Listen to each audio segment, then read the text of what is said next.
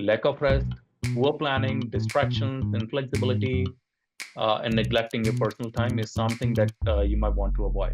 100% planning is equal to 50% work done. So do as much as planning as you can do. How open are you in terms of effectively communicating?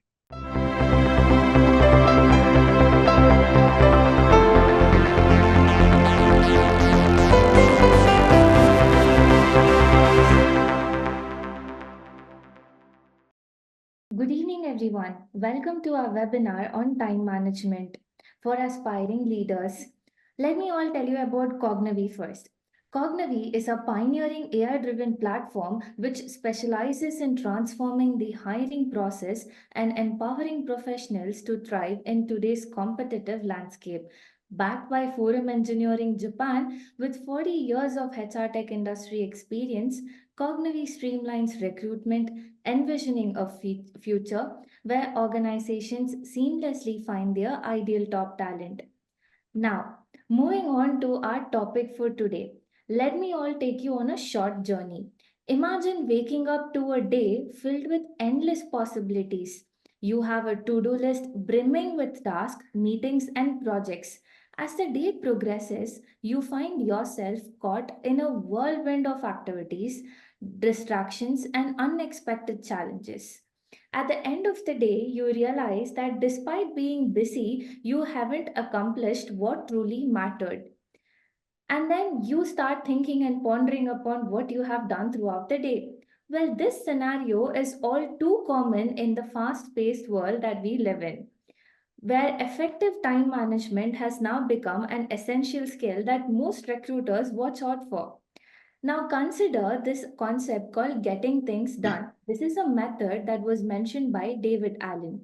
This approach encourages us to complete small tasks immediately and break down larger projects into smaller, actionable steps. It's a way to ensure that we are always making progress, even when we are faced with overwhelming number of tasks. Time management is a key component in project management as well, emphasizing the importance of planning and control to enhance productivity and efficiency. Today, we are fortunate to have Mr. Vaibhav Sharma, a product architect at Microsoft.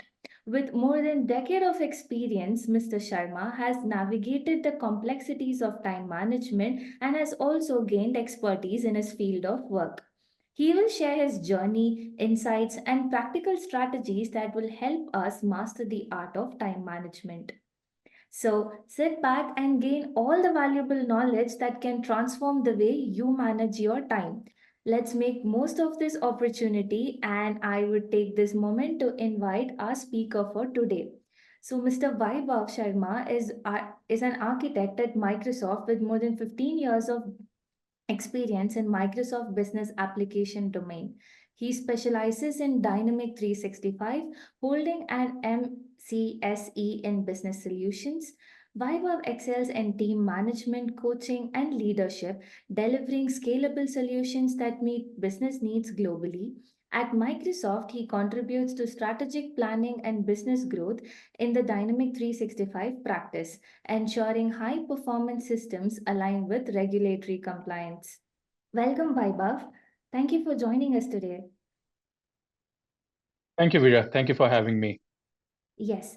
So tell us a bit about your journey at Microsoft and your current role. We would like to know what your typical day looks like as a product architect and how do you manage your time effectively with such varied responsibilities.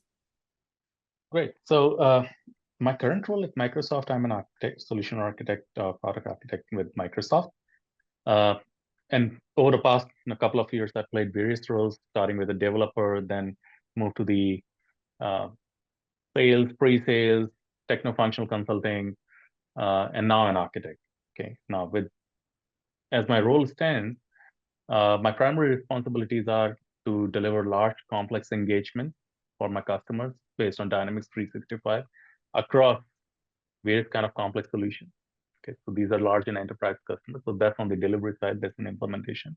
I also do engage with customers and clients on the pre-sales front, where I'm responsible for advising the future state architect, doing the effort estimation and whatnot, and some sort of the reviews. I manage teams to deliver these complex engagement from the development standpoint. Uh, so that's what I do. Now, what my day looks like as an architect, it becomes, and then beyond, being an architect, there are additional responsibilities as a practice, as an initiative that I take care of, like hiring is one, readiness is another one, where deliver training to the lateral hires or the pressure that I do. Okay, now with these kind of multiple responsibilities, uh, typical day starts with a lot of meetings, of course, and meetings, and then ensures that work gets done. So I get little time to get my work done as well, because most of the time it goes into the meetings as well. Okay, Mhm. uh, so that's what the typical day is like. You start with meetings, you take a lunch break, and then you come back into the meeting, review things, implement things, and then recheck in, boost confidence, and then come back again. So it's a continuous implementation and continuous development as well. Okay. Now, managing time with such kind of work is an important thing, and it's an important responsibility as well. So what I do at the moment, and I've been practicing this for quite a while, is prioritize tasks. Okay. That means I identify very important tasks that can be on top high priority. Now, there's a metric that I generally follow. You My preferable way is that, and then it gets imbibed into my discipline as well, quality function deployment. Okay. So I identify tasks that are topmost priority that takes less number of time. Okay. So that I can get confidence. Like you said in the beginning of the session, that you identify the bunch of tasks, and then you break that into the chunks. Okay. So I do that actually. I set very clear goals to myself as well that are measurable. Okay. So generally smart techniques are there. The specific, measurable, achievable. Okay. On the both short-term and long-term projects. Okay. That actually helps me in focusing efforts on what truly matters. So prioritizing tasks, setting specific goals, delegation is an important activity that I generally do. I know that I cannot do everything. Okay. So I have to gain trust and rely trust on the team that I'm working with. Okay. So I partner with them, I ally with them. So for example, when I'm working on the hiring in a day, I partner with the GTA teams of Microsoft Global Talent Acquisition team. I'm working on a project at the same time. I partner with my development team to ensure that they're on track, uh, and then give them confidence, and delegate the task to them that hey, why can't you do this? And then when I'm working with different set of teams, I delegate as much as possible. Okay, tools and technologies to stay on top of things, given that it's world of AI, and Microsoft is known for Copilot. I use Copilot as much as possible in my meetings, in my emails, in my drafting documents and whatnot, to ensure that whatever the work that I could do in probably manually by 30 minutes, can it be done in 5 minutes with the help of Copilot. So I use such kind of technologies, Excels and Copilots, to enhance my productivity. I block time to I've got a calendar that I block generally for focus time. Generally, that's the morning time where I can clear off my bucket as much as possible. And then, because I work in multiple shifts as well at times, Mhm. depending on the customer time zone. Okay. So I clear off as much as possible so there is no dependency. There are people who might be waiting for my answer or my response. So I let them go off my plate so that they can start their work. Okay. I limit my meetings. Okay. I go to meetings wherever it is necessary for me to be present. That means if I have to gain some information, if I have to give some information, only those meetings I try to be part. If there is absolutely necessary to be part of that meeting, I generally go and I say, why can't I know? If you need me, then ping me or pull me directly if my presence is required. I do take enough breaks. That's an important aspect that I do to keep focus. I do not work continuously. Like, I take a break After 25 minutes, 30 minutes, take a quick walk and or a or a walk, uh, for water, or for some juice, for some fruits, and then come back and then restart. So that gives me boost to think and do a brainstorm. Okay, and then most importantly is what I do is reflect and adjust. That means I'm being self-critical at the moment. I retrospect by myself as well. What I've said, what I've documented, I go at times and review things if it is in interest of everyone or not. I make adjustments and I do continuous improvement over a period of time to better align on the time management. So that's how I, in a typical day-to-day life, I try to manage my time with different set of responsibilities that I have. And it's very important that uh, you gotta be need to be smarter, Mhm. not harder. Okay.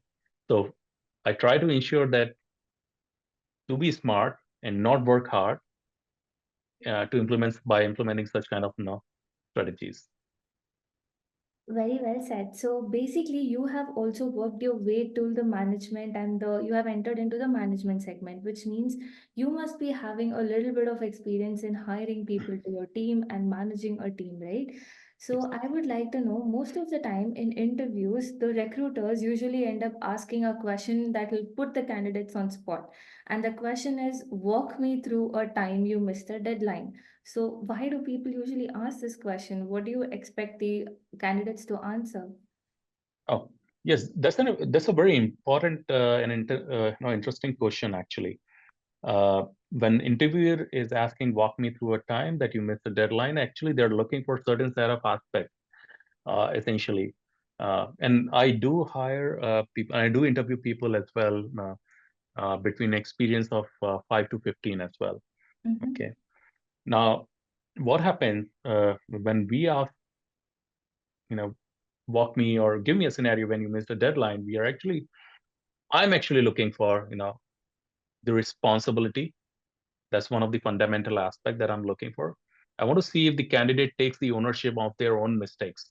And there are very funny answers. I'll give you a classic example. Sometimes I receive that now I asked one of the candidate, now give me a scenario where you missed the deadline and what did you do, to compensate that. And funny answer that I received is that, hey, what is not going to stop if I don't complete the task? That's fine. What is not going to stop? But then you gotta need to be a little proactive. Okay. Another response that I got in one of the interview is that is because of the other team missed the deadline and it was a cascading effect. That's why my timeline what got missed as well. Uh, so that's not the kind of answer that no interviewer is expecting. They're expecting one is the responsibility. Okay. Whether or not you're taking the ownership of your own mistake rather than placing blame on someone. Problem solving skill, whether you are interested in uh, dealing with the situation. What steps did you actually take to mitigate the issue? Are you actually, being a little proactive? Okay. Have you actually learned from the experience or how it has influenced your own future work by implementing your continuous improvement and development on your personality? Okay. How open are you in terms of effectively communicating? Okay. That's fine if you missed the deadline, but did you actually update the key stakeholders that you're actively working on it and it's going to be missed, and you're working tirelessly or working, ensuring that it gets updated, or if there's a challenge that you're facing and that you're continuously monitoring it. By doing so, I want to ensure that candidate do answer that they're maintaining the trust. So trust is an important factor, and by trust we mean you can only gain trust when you deliver, when you make a transaction between the two parties. Okay. And the time management is like ultimately the time management where we want, as a recruiter or as an interviewer, I want to evaluate the candidate's ability to manage time and prioritize tasks effectively. So at times, you might miss the deadline, but looking at missing the deadline or buying out the time, that's kind of procrastination. Okay, but how effectively you're managing your time. Okay, so these are some of the things that, like, I'll repeat it once again. So responsibility is one, problem solving is another one. You're learning from your own mistakes and implementing that in the future is another one. Effective communication is another one, and then time management. Uh, you know, buying out the time, or how effectively you're prioritizing those tasks that are assigned to you, or you are responsible for. So these are some of the things that as an interviewer you look for actually. So, Vaibhav, tell us a little bit more about the science of time management and how does our brain play an important role in processing this? Oh yes, there was a uh, some year back I did read a very good book by Daniel Kahneman. It's a great I think philosopher, no, not the philosopher, scientist, I guess. Uh, Cognitive reframing is the word actually. Okay, so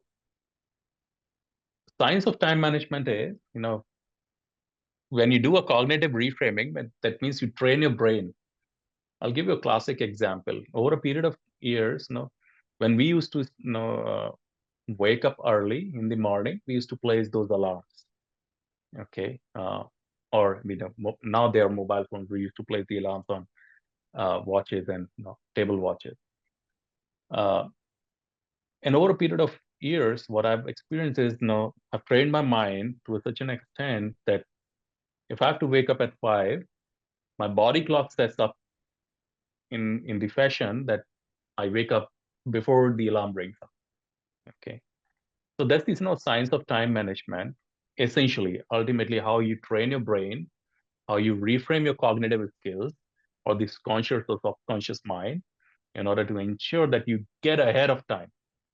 Okay, a lot of it comes actually, if you look at break the time into the, it is also called the fourth dimension. I'm going a little scientific, or in terms of the deep science. It's also called the fourth dimension. And essentially, when it is called a fourth dimension, you might want to ensure that you get ahead of time. That means you are able to visualize things that can be done ahead of time.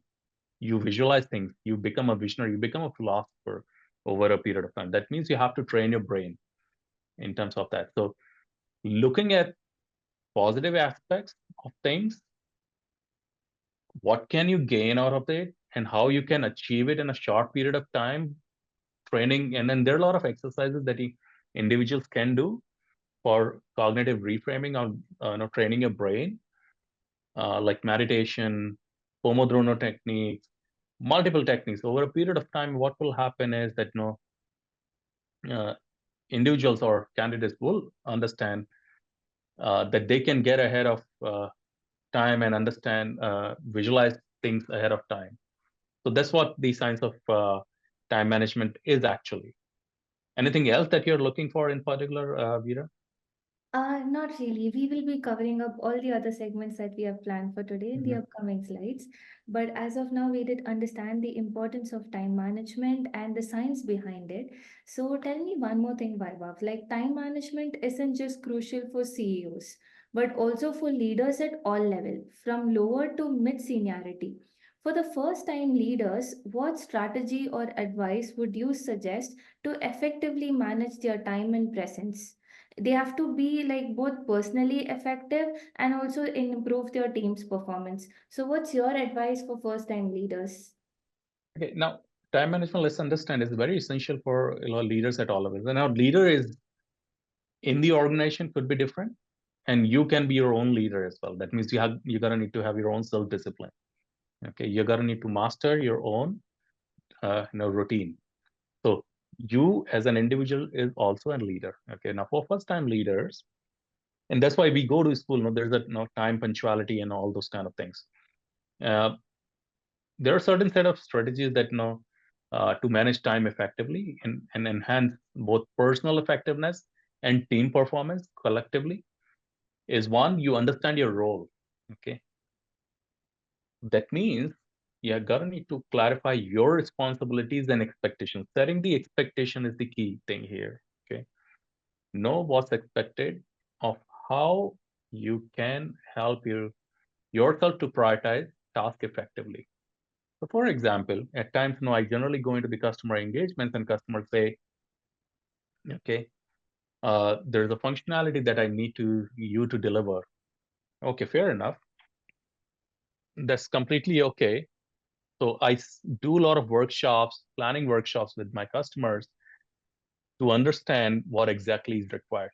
I do not conclude on the solution immediately. I try to break down that into and try to understand their problem statement. So it becomes extremely clear to me and the customer or my stakeholders what exactly is needed.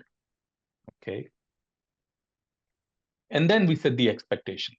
Okay. Now setting the expectation so that we win the trust of the customer. We set the expectation what is needed, by when it is needed, okay, and what are the deliverables. Okay. So that's the clarity of the role and the expectation.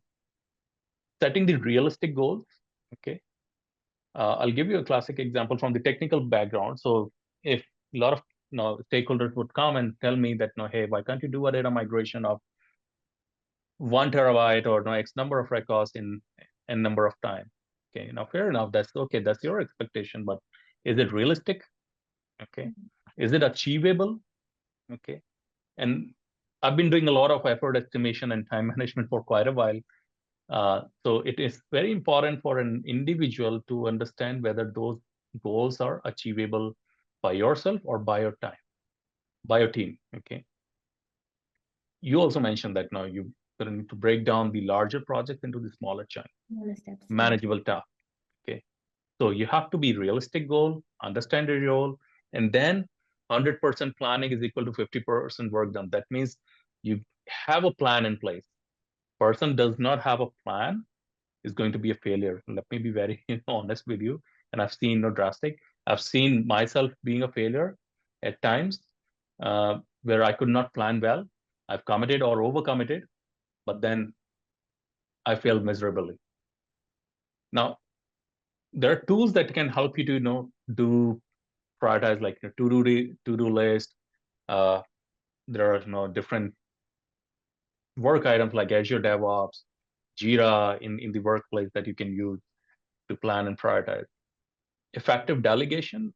Okay, like I said in the beginning that no, you cannot do everything on your own, so you need to delegate things and focus on things that you need on higher priority, whether or not you need a collaboration with different team members with different skill set.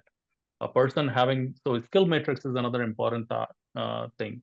If you believe, and sometimes you need to challenge yourself and the team as well, and that's because constraints brings creativity. That's what I believe.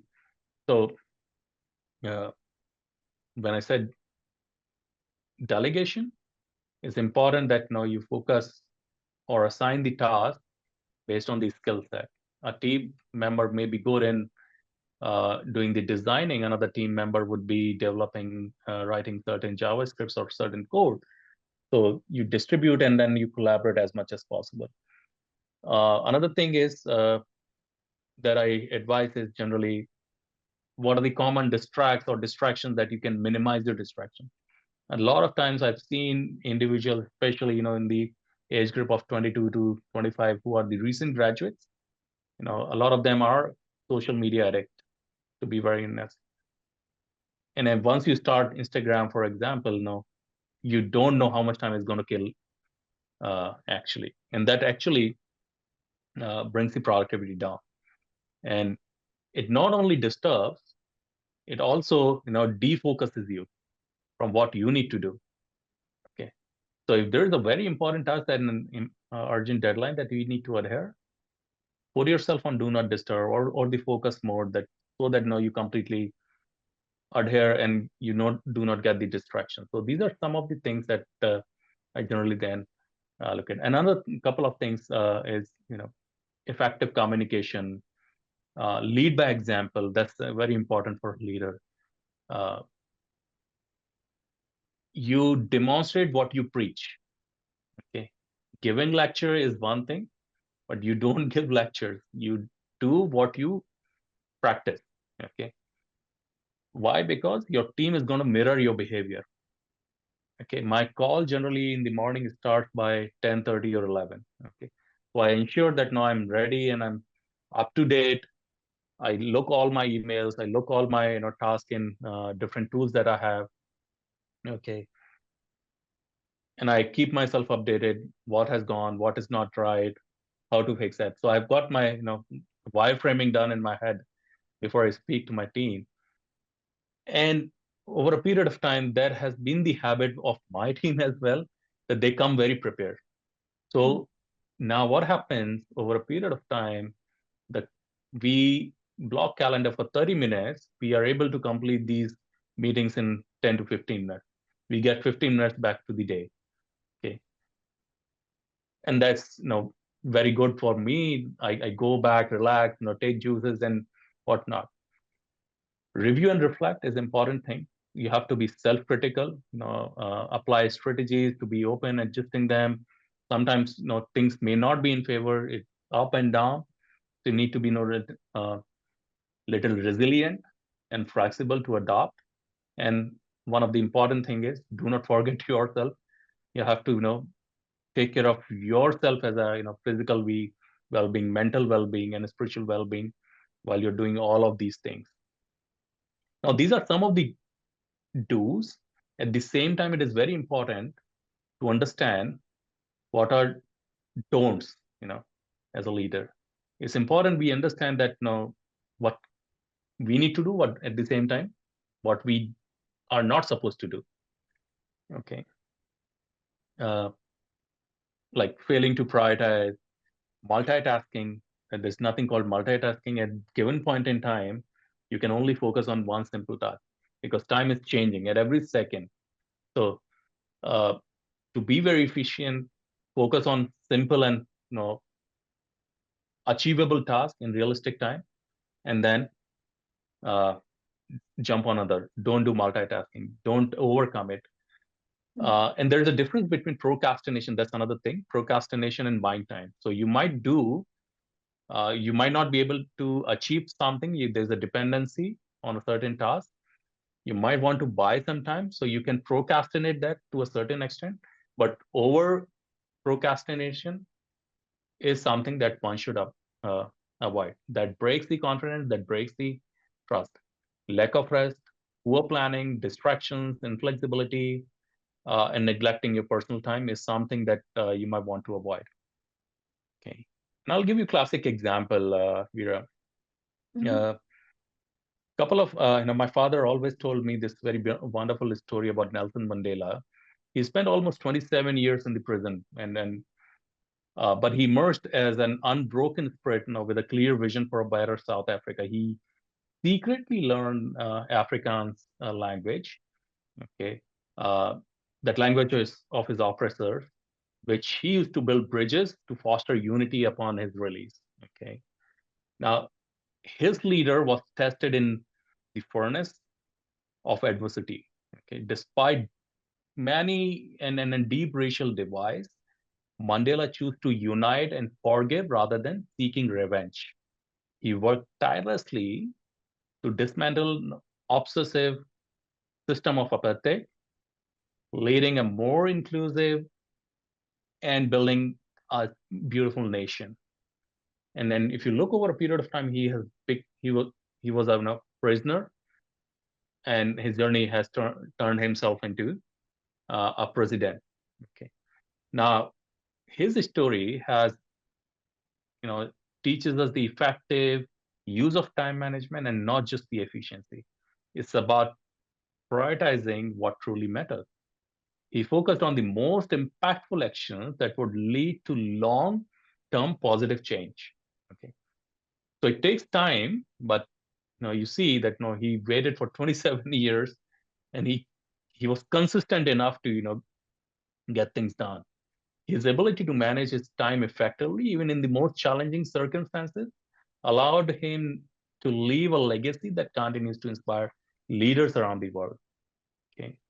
And the reason I'm telling this story is because I was, I was asked by my father to participate in one of the competition at the international level that is organized by the Nelson Mandela's Foundation. So his story actually talks about the importance of resilience, adaptability, and the strategic use of time to achieve significant goals and making the last and long-lasting difference. I was about to ask you, can you give us, your story where you received a best advice from your mentors who you look up to when you started as a first-time leader? Okay, so I think in the beginning of the slide, uh, there was a slide that I gave you. I remember the simple advice that I got from my leaders collectively, and my father as well, is 100% planning is equal to 50% work done. So do as much as planning as you can do, uh, and by the time you plan, a lot of tasks will be automatically be completed because it's on your brain. You Mm. just need to plug and play after that. So that's one of the important advice that I've been given. I've been following it. Okay. Another thing is, in terms of the leadership, what I've been advised and I've been following. Uh, Reading makes a man perfect, but writing makes a man exact. Okay. So uh, it's when it comes to the effective communication. Okay, your reading skills, your communication skills is exactly very important. Okay, you can say 1,000 words into a single word. Okay, and that's the reason my a lot of my leaders have said that no, reading makes a man perfect, but writing makes a man exact. So I keep reviewing a lot of things. I keep reading as much as possible. I keep writing uh, articles, documents, and emails in day-to-day life, so that I become as much as exact as possible. Gotta need to hit the nail. So those are the two advices that I received actually. That's really informative and inspiring. So, when it comes to task overload, which one do you prefer, delegation or automation? Or delegation is extremely important for me because it brings the trust. Uh, the human interaction you cannot forego for sure. Okay. You can do a number of automation that's completely okay, that can boost the productivity, but you need to also have, we are social animals. Okay. In order to have that chain, delegation is important because that introduces human interaction. You understand each other's strength, who is good at, who is better at. You build relationships over a period of time. Okay. And then it builds a solid network. Okay. Tomorrow, if I go to or switch a company, or if I want to hire someone, okay, I would probably reach out to a referral. Okay. Referrals are more successful than anyone else. And referrals can only happen if you know a person. Hmm. Okay. If you made a transaction with them, you know how they work, how their values are. Okay. So delegation is obviously my top-notch game over automation. Okay. So, let's say you have an entire day given to you. How do you schedule it? Do you believe in time blocking or do you create a schedule for the entire day? Um, it depends actually. If I've got a leisure, I'll probably block time. But if I've got a big day, I'll probably plan my day well ahead of time. So Mondays are generally uh, big. So I'll probably sit on Sunday evening and then I'll plan it out what needs to be done. Tuesdays, I'll probably give some time to hiring. Thursdays, I'll probably sit and work with other team members on the readiness. Uh, so that depends actually. Uh, yeah. So, do you also get this thing that most of us here get Monday blues? Like, are you often like, do you start working on your Sunday evenings as such? Or how do you actually maintain this balance between work life and personal life? If your days are so packed, consider giving your, responsibilities that you have and the position you hold. How do you bring that balance? Okay. Now on the Monday blues, I'll tell you the funny part of it. On every Monday, see, people are fully rejuvenated. Okay, and everyone needs everything. Okay, and that's the reason you become a Monday blue at times. You're too much occupied, and then you have come after 2 day rest. Okay, you're motivated, and then all of a sudden a bump of work that has come up. Now, when it comes to the healthy work-life balance, okay, at times it is, challenging for me as as an individual. Okay, but at that time, family becomes my backbone. Understanding the need of the hour and making sacrifices. But here are some of the tips that I generally follow. One of the thing is that you need to cool down yourself. Now, world will still run if you complete the task or you don't. Okay, but that does not mean you don't. You just need to cool down and calm yourself. Okay, don't come under pressure, or you deal with how to deal with the pressure management. Okay, a couple of other things, exercises. Physical exercise, scientifically, it is proven that no, it can reduce up to 25% of stress immediately. And there are no multiple powerful exercises. Okay, it releases endorphins that improves mood and help manage stress. Mindfulness and empathy. Okay, that's one of the important factor. Uh, I call it no one step ahead. Heartfulness. Okay, such as uh, you can practice mindfulness by deep breathing, meditation, that can help you, bring down your anxiety, make you aware of the present moment, understand your perspective, understand others' perspective. Okay, uh, so that's the couple of things that I follow.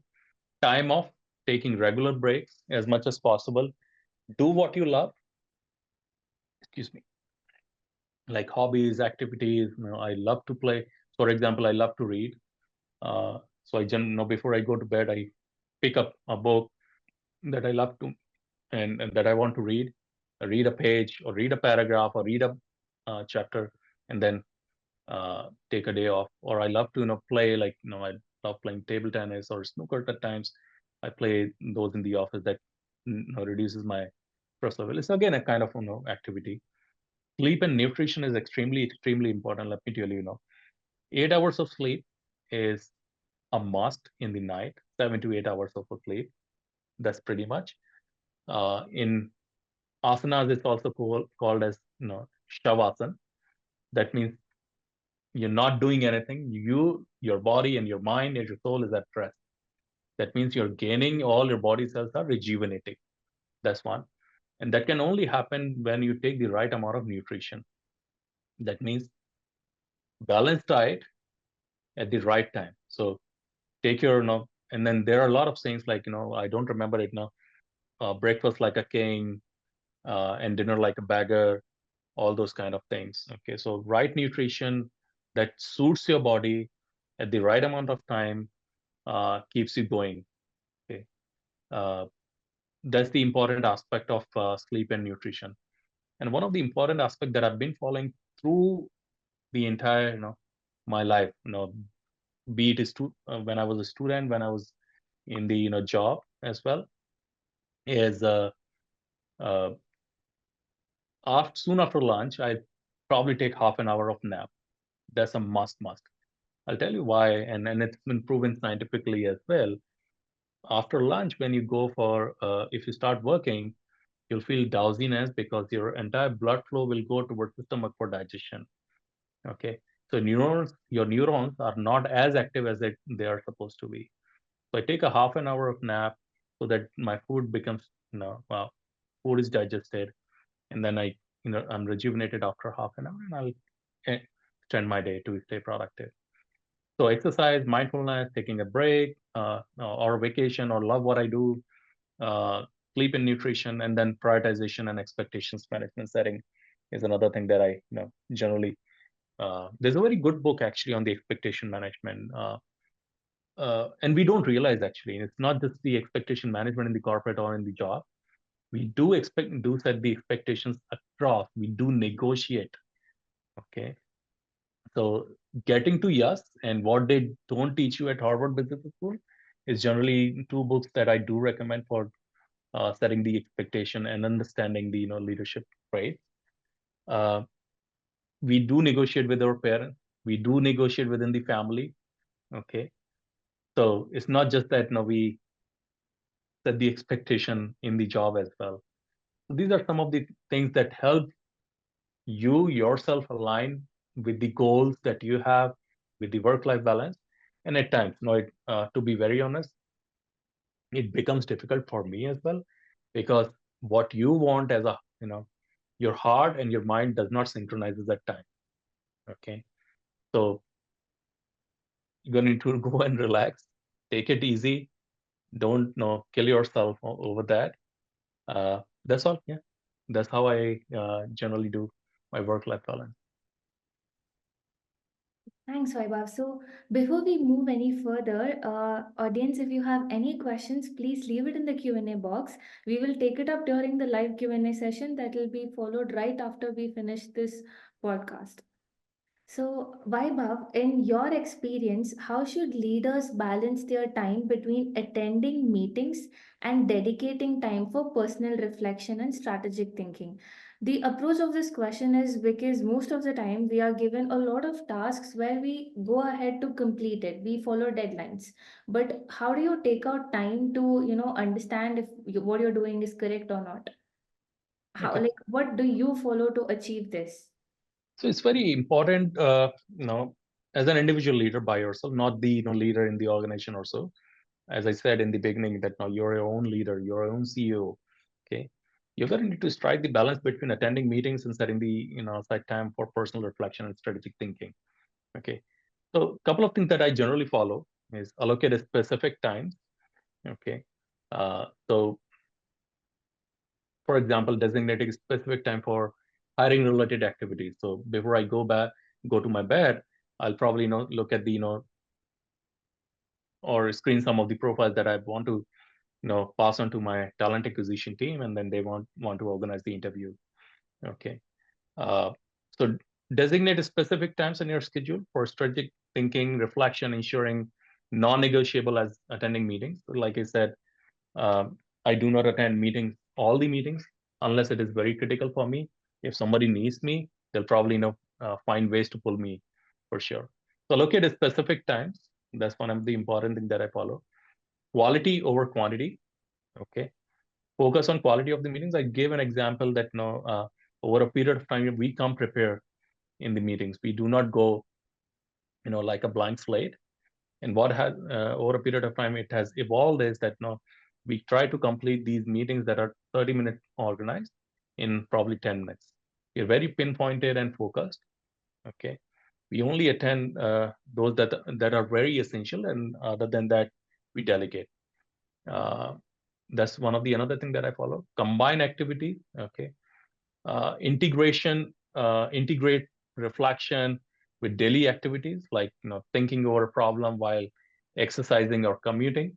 Okay, that could help you, uh, probably stay productive. Okay, uh, in the morning generally I spend time in a lot of planning, brainstorming by myself, so that I get my day very organized. Regular check-ins, uh, regular check-in with yourself to assess if the balance is right and make adjustments as needed. Okay, at times it may be up and down. That's okay.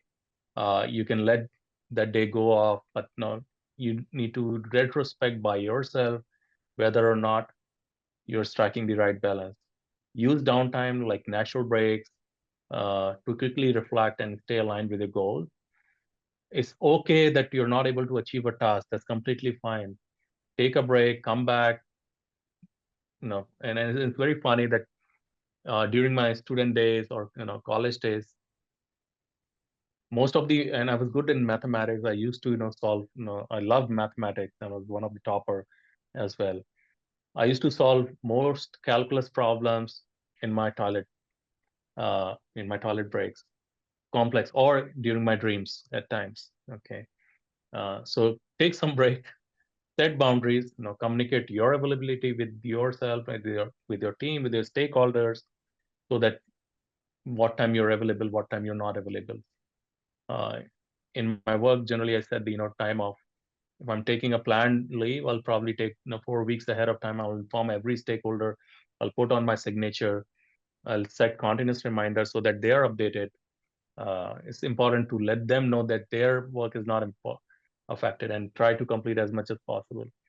And keep reflecting on your actions, your outcomes, and how they're aligning on the long-term objectives as well.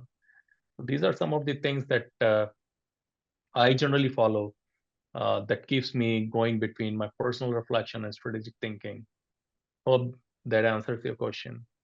Yes, we also did speak about cognitive reframing, which under which I would like to ask another question. Like Yeah. most of the time when we are under pressure, it's very easy for you to start self-doubting, right? So how do you think positive self-talk or visualization plays a key role in helping us overcome this? What's your thoughts on that? Okay. So it starts with your motivation, your meditation. Okay. You need Mhm. to cool down yourself, and it comes with the experience. Uh, I always believed taking risk. Okay. And if I take risk, the larger the risk, the larger is the reward as well. Okay. That's one of the important thing. And by doing so, I failed enough, and I've learned enough as well. So fail fast and learn fast as well. Okay. So it's okay that you're not able to complete a task. Okay. It's completely fine that you're not up to the mark. That's also okay. But take a break, cool down, calm yourself. Okay. Even if you are not able to achieve it, at least you'll be able to learn something. That's one of the positive self. What is the outcome that you're going to do? At times, there are certain responsibilities that were given to me, and I had no clue what to do. Okay. And I was like clueless. And the deadline is very near. Okay. Uh, and then there are butterflies in the stomach. So take a break. I took a break couple of times, 30-minute break, thought, and if it's, kind of evening, I'll probably, let it be, world is not going to stop, let me rethink in the morning. I'll wake up in the morning and I'll think through what are the positive aspects of it. What is that I can deliver? What is that I cannot deliver? Can I be more effective in communicating, setting the deadlines? Okay. Uh, all those affirmations actually help you as an individual. It trains your brain with the cognitive reframing in terms of that, yes, there is some or other positive aspect of it. Okay. You start visualizing things in the mental image that now if you do certain activity, they see consecutive activities next B and C and so D and so on and so forth. Okay. Uh, One of the things that boosts my ability to perform better is, even if I'm not able to perform, I'm able to learn. Okay. So, and by God's grace, Almighty grace, with that training, things get aligned in place. So, and I'll give you a classic example. When you go into such kind of zone, you start typing the right keyword in order to do the Google search as well, and the right kind of uh, answers will start coming back to you on the screen. Okay, so that's kind of cognitive reframing to me is. That was really informative. So, like, when did you understand this importance? Like, was it from the beginning when you started as a fresher, or is it something that you learned as you moved up the ladder? Uh, so I was kind of disciplined during my college days as well. When I say discipline, I never used to sleep by like 4 a.m. in the morning. The last I would sleep is 12 midnight. Okay. And like I said, I come from a business background. So I'm kind of, my father is an industrialist. So I kind of, that training has gone since the college days. Okay. Uh, so not just the, uh, during the job days, but, starting from the college, I was good in the, management skills as well, self-discipline. So I was kind of good at it. So that actually helped me. That was the foundation, which actually helped me in my, job. And, that landed up into my, in this beautiful role. And again, staying on top of the toes every time. is actually helping. Failing fast and learning fast is another thing that I generally say. Okay, so not only that, what has built the foundation during my school days or the college days, but going forward, failing fast and learning fast, taking up new challenges, that has become a new habit, and is still going actually. And before we get started with the Q&A segment, I would like to share some interesting things with you all. So, like we understood the concept of why time management is important, and even recruiters are very keen when it comes to the same. Let's understand what Cognitive does for the recruiters.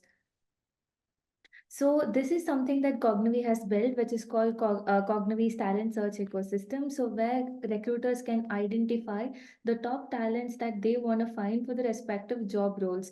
All they have to do is type in natural English, and then they will get the perfectly matched candidates based on the skills to the job requirements. And they can also send a video interview where the avatar will question on behalf of them, and the candidate summary will occur like so, with all the transcripts to the questions, and the first round of interview is already done. This is how Cognivi helps recruiters actually filter out candidates in the first level of interview, and it will also provide justification based on the relevance of them, the depth and the detail, and how they have answered based on clarity and cohesiveness and the accuracy and precision, with an overall score that will let you know if you have to go ahead with hiring the candidate or not, with a detailed candidate summary that will eliminate your paperworks. So with this in approach, we have also developed something called the culture fit assessment, which will help the recruiters understand if the particular candidate is culturally fit for the organization or not. So this is what Cognitive does so far and helps recruiters reduce the hiring timeline to 7 to 14 days. So all the recruiters out there who are interested in looking out into Cognitive, you can go ahead and book a demo with us, and our experts will get in touch with you in the next 24 hours. Okay, so we have a question, and the first question is, despite the proper planning, if ad hoc tasks come in between and make a delay in the pre-planned tasks, it appears at some point of time that we keep skipping our timelines. How do you handle that situation? So basically, here again, they want to know, how do you prioritize? How do you prioritize between what something on your timeline is important, and how do you handle ad hoc tasks from your dependent teams? See, that's when and I understand. So this is, it can be perceived as different notions. One is it could be a kind of distraction. Okay, and it can be an actual requirement that something has come up on the top-notch priority. Okay, if my boss calls, you know, hey, this needs to be done on ASAP, I'll probably leave everything and jump on that one.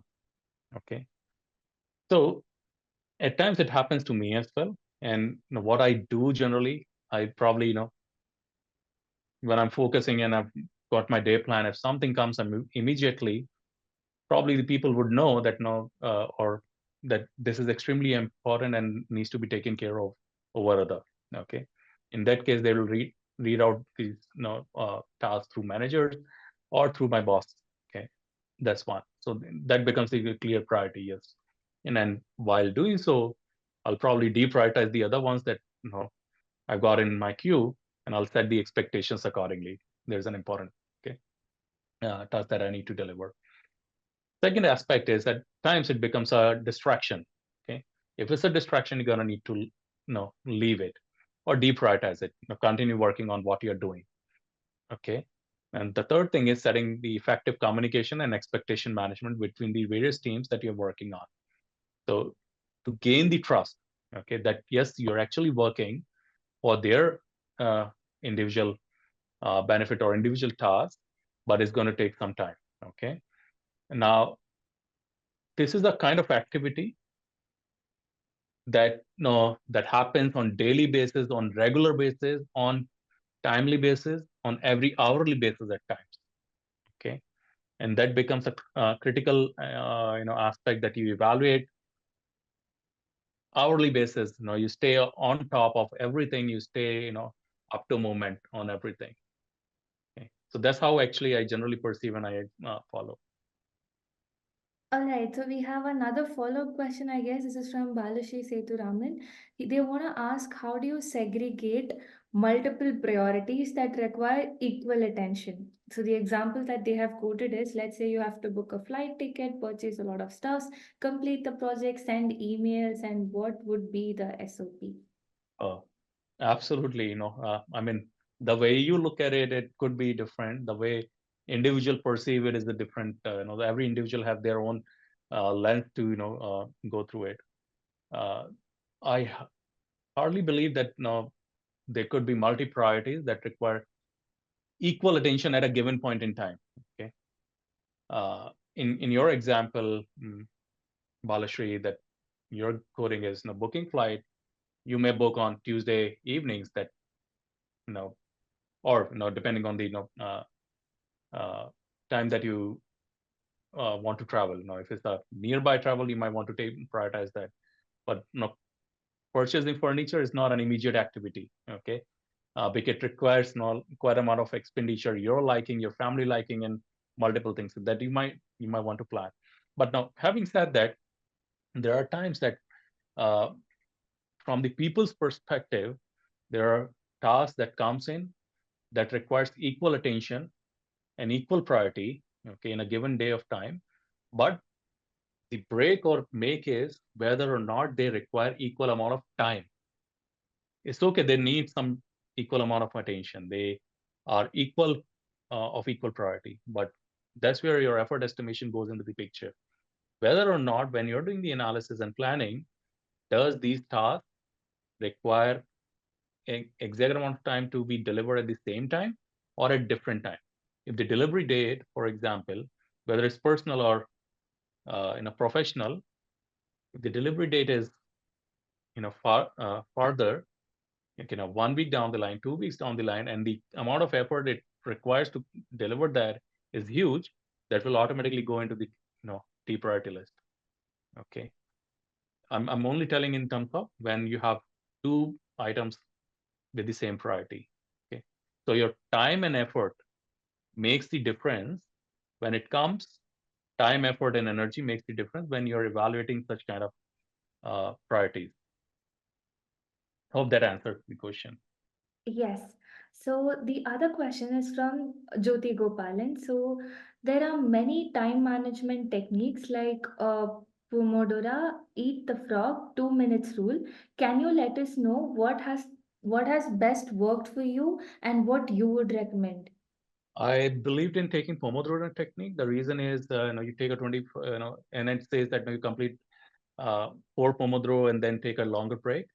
Okay, so you work for 20, 25 minutes, 30 minutes, take a short break, come back, do another thing, uh, do another similar task.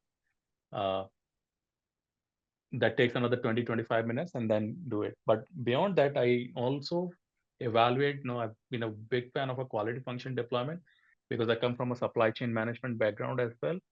So what it does is what needs to be done and how it needs to be done and what time it needs to be done. Okay. So that actually helps me a lot.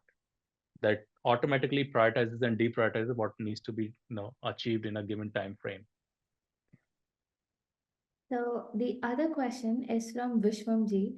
So I think this is a little question that he wants you to answer for himself, where he's asking, can you give us a tip to overcome the situation, like due to continuous long time work, which leads to dizziness? How do I manage tasks and not get dizzy or get diverted? Oh, I'll tell you, it's off the record. I mean, nothing to do with the task. Okay. At times, you feel dizzy because your blood oxygen level or oxygen in your blood has gone a little bit down. Your brain needs an oxygen and you are not supplying the right oxygen. So it is also called a fatigue. So you need to take the proper amount of breaks during your time, during your schedule. Be hydrated, take good amount of water. When it says, there's nowadays a lot of technology that comes with good alkaline water that produces good with good pH of 8.5 to 9.5. That gives a good amount of oxygen. Uh, all you need to do is avoid continuous working for a longer elevated time. That will bring dizziness. Take breaks, enough breaks. do and go and do what you read, what you love to do in the breaks. You love coffee, go take some caffeine. I don't love those, but yeah, you go and do that. Uh, Rejuvenate as much as possible and come back and do that. I'm not a very big fan that you continuously work for 4 hours and then uh, you go off the record. Second important thing is you have to understand what is that you can do quickly and in with less amount of effort. Okay, that's the important thing. What it will do is it will actually boost your confidence that you can achieve this milestone in a short amount of time, and that you will build trust with yourself as an individual, you talking to yourself. Okay, so that is another important thing that gives the confidence. So, and over a period of time, it will become a continuous habit. So, keeping the oxygen level high and then following these kind of things that I generally follow would probably help. Okay, so the next question is from V. Mohan. So he wants to ask, what's the useful stress management thing that you would follow? Like, let's say you're under immense stress. What's one technique that you will run towards to? Chanting.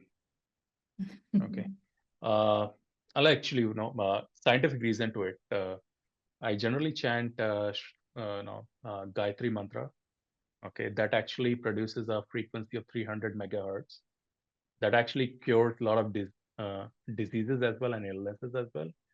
Uh, and then there are a lot of Japanese techniques as well, where in fact, a lot of Japanese, I worked with in the past, they do a lot of chanting, uh, hymning. Okay, so that actually, and then in our shastras and uh, it is also said, a lot of pranayams like Brahmari pranayam that actually produces the frequency, then relaxes your brain. Okay, that keeps you going with that. I generally, whenever I'm in stress, okay, and then under tremendous pressure, I lie down, I cool down, and start chanting for a couple of times, and it immediately brings the stress down. That has worked in my case. But yes, if you love to play, defocus, one of the important things is that your mind is trained on a certain aspect. That's why you're stressed. So you divert your focus from that immediately, so that now you de-stress yourself and you can come back again with a fresh mind. So in that case, some of the people that I see that they go and play basketball, they go and play video games, they go for a ride, long ride. Okay, so they divert their focus, they divert their brain from what is causing the stress to something that they are interested in, they love to do. All right. So the next question is from Rohit. He wants to know how to improve leadership for an introvert who's in his last year of college and is coming to the corporate. Uh, Start reading as much as possible. First of all, start practicing it. Your family is one of your key supporter. If you're introvert, you cannot be introvert with your family. You are uh, you may be conservative with your family. That's okay. You may speak less with family and friends. Start with that. Okay, it's okay. There are a lot of personality traits by Daniel Kahneman in his book. Uh, Being an introvert is not a what you call is not a faulty thing or is not a prisonery thing. Okay, that's completely okay. But at times you also might need to understand networking is also an important thing. There are a lot of introverts or conservative, uh, thoughtful people have networked and collaborated. That doesn't stop you. Okay, so be collaborative, be open, even if you're introvert. That's completely okay. That doesn't stop. You keep going. Okay. So we have another question from Mohan. So he wants to know differentiate between hard and smart work. And he wants you to give it an example to explain the situation. Okay, so it's again,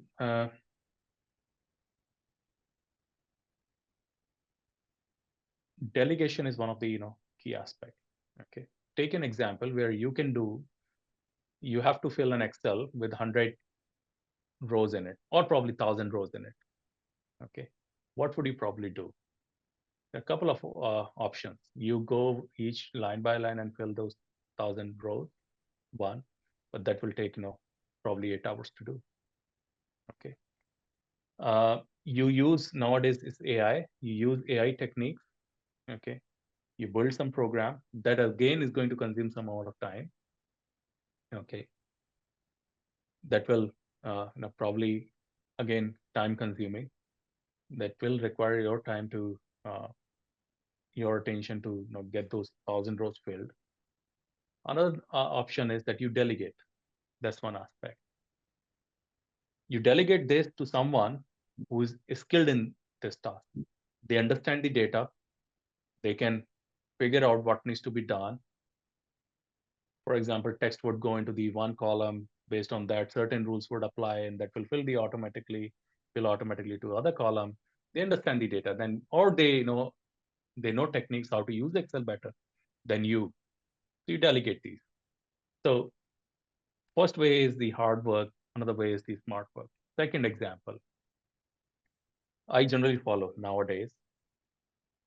If I'm on leave for 2 days, there's an email thread that continues. 15 emails from top to bottom. Okay, I go line by line and read what's up, and it's going to consume 15 minutes of my time. I use Copilot and then I summarize those. I get what I need within 15 seconds. I need to draft. I tell that I need to draft it. Be my secretary. I tell to Copilot, and then it drafts the email based on the summary that it has generated. Okay, so that's the smart versus hard. Okay, so we find the opportunities to complete the task and win the trust in the less amount of time, less amount of effort, and then consumes your less energy. Hope it answers with the example. Yes. So we have another question from Pranay, and he wants to ask, sometimes when I have a task to do and plenty of time, I tend to delay it until I'm racing to meet the deadline. So how do I get rid of this Or habit? get your vitamin D check first of all. No, I'm serious actually. So a lot of we stay in AC, okay, and that has been the root cause. That has been the problem with me as well. Until I figured out that that my vitamin D is less, and my because of which my energy levels are low, and I feel like little lethargic and lazy. Okay, and I do not feel motivated and energized. Even if I do workouts, I feel like I do not want to do workouts. Okay, and as soon as I figured out that, I corrected that, and over a period of time I started pushing myself, challenging myself with this. I mean, of course, this is not the only root cause, but this is one of the root cause. Okay, so you need to push yourself, understand how time is important for you. What is the end goal that you're going to achieve. You delay, that's okay. Buying out time is okay, but you have to be consistent. If you think that you're a student, I don't know what's your background, but if you're a student and you continuously delay, that will become your habit over a period of time. Okay, that will become your attitude over a period of time. Okay, and that will cause a significant impact on your personal growth, on your professional growth overall. So figure out what works best for you. Be consistent.